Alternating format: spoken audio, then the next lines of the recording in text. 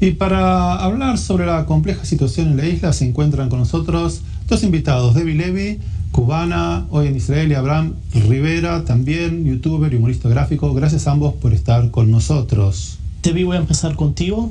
Sí. ¿Qué está pasando en la isla? ¿Cómo definirías lo que está pasando en los últimos días allí? Bueno, lo que está pasando en la isla no es algo nuevo. Es algo que está pasando ya hace 62 años. Lo que pasa es que el pueblo de Cuba no tenía cómo demostrar eso al mundo porque no teníamos internet. Eran muy pocos los que teníamos acceso a celulares, a computadoras. Lo que pasa es que como ahora sí tienen celulares y tienen internet, ahora es que ellos están filmando y lo están sacando al mundo y el mundo lo puede ver. El pueblo tiene ya 62 años bajo una dictadura. Antes de, en el año 50 más o menos, Cuba estaba entre uno de los 22 países más ricos de Latinoamérica. Desde que empezó Fidel Castro, se puede decir que es uno de los más pobres de Latinoamérica. En Cuba no hay absolutamente nada, no tienen medicina, no tienen hospitales, y se dice que los médicos cubanos son uno de los mejores del mundo. Mandan médicos a otros países a ayudar y mandan muchos profesionales a otros países, y en Cuba no hay nada. Entonces ahora con esto del virus es cuando más se ha desatado la falta y la necesidad de medicamentos. No hay medicamentos, no hay hospitales, no hay gasolina para una ambulancia, pero sí hay gasolina para todos los tanques de guerra que están sacando ahora, todas las patrullas policiales. No hay comida, en Cuba no hay comida. En Cuba las comidas están en los hoteles para los turistas. En Cuba las comidas los tienen los que pertenecen al gobierno en sus casas, pero el pueblo no tiene comida. Entonces vamos a preguntarle a Abraham, que nos dijo hace 20 años. Hace 20 años sí que yo vivo aquí que llegaste a Israel, pero tu vida cuando estabas en Cuba es como nos describen así. ¿Cómo es vivir un día así en Cuba? La población cubana, ¿cómo vive? En Cuba es un poco kafkiano, ¿no? Describir cómo se vive el día a día. Yo nací en 1964, empezando el año 1964, o sea, ya con una revolución ya comenzada ya, pero todavía en esa etapa epopeica, ¿no? En esa etapa de la efervescencia revolucionaria, de toda esa mitología de los barbudos y toda esta cosa. Entonces todo esta etapa se desarrolló con muchos altibajos, con muchas cosas, pero generalmente con un apoyo mayoritario de la población del pueblo, ¿no? Pero en realidad mucha gente lo que no sabía es que se había gestado en realidad una traición, porque fue una revolución que se hizo, mucha gente luchó por ver una democracia, por ver restituida la Constitución de 1940, una de las más avanzadas de la época, y en definitiva Fidel Castro no hizo esto. Lo que hizo fue implantar un régimen personal, autocrático, tiránico, y que cada vez fue revelando más su crueldad y su poca disposición a escuchar la voz del pueblo. Y esto que ha ocurrido ahora a mí no dejó de sorprenderme. Yo sabía que, por supuesto, alguna vez iba a pasar, podía pasar, porque una de las condiciones que se requería para que se diera una cosa como esta masiva era que la espontaneidad. Y es muy difícil que de manera espontánea se produzca un movimiento social de este tipo tan grande, ¿no? Y es que, bueno, que la gente llegó a un nivel de desesperación que inclusive espontáneamente se produce esto de esta manera. Una cosa planificada es imposible porque está ocupado por la policía política, todo es imposible, pero de manera espontánea. O sea, al ser espontáneo, al régimen le cuesta más. Le cuesta, por supuesto, saber si hay un instigador, si hay alguien que tiene una voz más visible. Claro.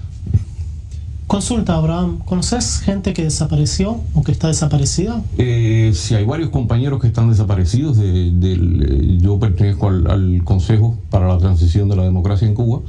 Tenemos varios compañeros que no sabemos en realidad el paradero, porque una persona que se la llevan y uno no sabe dónde está es un desaparecido. ¿Desde ahora o desde antes de las protestas todavía? No, desde antes de la protesta siempre acostumbraban a llevarse personas, a hacer secuestros express. Se los llevan a un lugar, los sueltan en otro lejano. O sea, para atemorizar a la población. Sí, eso es el temor contano, y para privarlos de hacer su trabajo como opositores, ¿no? O sea, tienen un meeting en tal lado, una reunión, y los atrapan por el camino, los sueltan a 40, 50 kilómetros, ya no pueden llegar. Ese tipo de cosas, y las amenazas, los interrogatorios de un día presos, una cosa así. Entonces ya no se puede hablar de prisión porque es un tiempo de 24 horas, 48 horas. Y en este momento el presidente del movimiento y de la Unión Patriótica de Cuba, José Daniel Ferrer, está desaparecido, no sabemos dónde está. Yo la última vez que hablé con él fue precisamente en vísperas de que empezara todo este movimiento, o el mismo día precisamente. Y bueno, y está Félix Navarro y hay otros compañeros también que están desaparecidos, que no se sabe el paradero. Está el periodista Henry Constantin, que se sabe que está también en prisión y no lo han soltado. ¿Conoces también gente que está en dicha situación? Justo el lunes, cuando todo empezó, de casualidad mi hermana fue a Cuba. Ella vive en España. ¿Fue de visita? Sí. No sabía que todo esto iba a pasar porque fue algo imprevisto. De casualidad fue a Cuba y es el día de hoy, teléfono apagado y no sabemos nada de ella. O sea, están desconectados de la familia. ¿Vos no tenés idea de lo que pasa con tu familia en Cuba? Estoy desde el lunes, que es llama día y noche, 24 horas, no duermo, llamando a mi mamá, el teléfono apagado, no reciben mensajes, nada también. Pero ¿cómo funciona eso? ¿Cortan las líneas de teléfono? ¿Cortan Ahora mismo internet? están sin electricidad, están sin internet, están sin líneas de teléfono. Entonces la incomunicación que hay es tremenda. No sabemos si están bien, si no están bien. Ahora mismo también, como no tienen cómo sacar eso, la gente piensa que se han tranquilizado las manifestaciones y no es así. Las manifestaciones siguen, lo que como no tienen internet no tienen cómo publicarlo, pero las manifestaciones siguen. Según tengo entendido, hicieron ayer una marcha en la Plaza de la Revolución, que el gobierno llevó a todos los del el pueblo revolucionario, que dice él, a apoyar y todo eso, pero no, eso es que están obligando a las personas: o vas a la marcha a protestar a favor nuestro, o te botamos del trabajo, o te quedas sin estudio, o te vamos a sancionar, y son cosas a las que uno tiene miedo. Le estaba explicando yo a él afuera, cuando yo era estudiante, a mí me tenían amenazada de que si yo no quería pertenecer a un movimiento que hay allá en los estudiantes de la Unión de Jóvenes Comunistas, entonces yo no iba a poder seguir con mi carrera.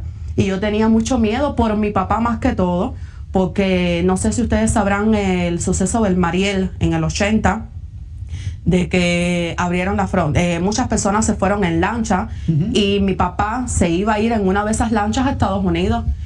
Y él le comentó a un familiar muy cercano, que no voy a decir aquí, le comentó a un familiar muy cercano que él se iba a ir, y esa persona trabajaba para el gobierno, lo delató, y a mi papá le dieron una entrada de golpe, que estuvo más de 6 meses, que no podía ni caminar, de milagro quedó vivo. Además de castigarlo a él, a todo aquel que quisiera salir de Cuba, sabía qué es lo que le esperaba. Por supuesto. Entonces le estaba diciendo a él, yo no podía pertenecer a eso porque sería como traicionar a mi padre, sería traicionar también lo que yo he vivido en carne propia todos esos años que vivía allá, pero por otro lado no me iban a dejar seguir estudiando y tuve que aceptar. Y como al año mi papá compró el carnet de que yo pertenecía a la Unión de Jóvenes Comunistas, le dio un infarto cuando vio aquello. Abraham, una consulta. Estamos hablando acá de cosas serias que pasan en la rutina diaria en la comunidad internacional, por ejemplo. Estamos hablando que hay personas desaparecidas. Sí. ¿Cuál es tu mensaje a la comunidad internacional al respecto? La comunidad internacional tiene muchísimo que hacer y que no, en mi opinión, no ha hecho. Yo creo que tenemos muchos problemas, sobre todo con el Consejo de Derechos Humanos. Consejo de Derechos Humanos que yo veo que están representados ahí, entre las peores satrapías del planeta están representadas en el Consejo de Derechos Humanos. Es una cosa increíble. Sin embargo, nadie alza la voz para clamar por los derechos humanos del pueblo cubano, porque esto es evidente. Han querido representar todas estas protestas como una cuestión del COVID, como una cuestión de alimentos. No es solamente eso, la gente quiere libertad. Cualquiera que tenga acceso a estos videos y que los ve que la gente puede escuchar perfectamente que la gente está gritando por libertad.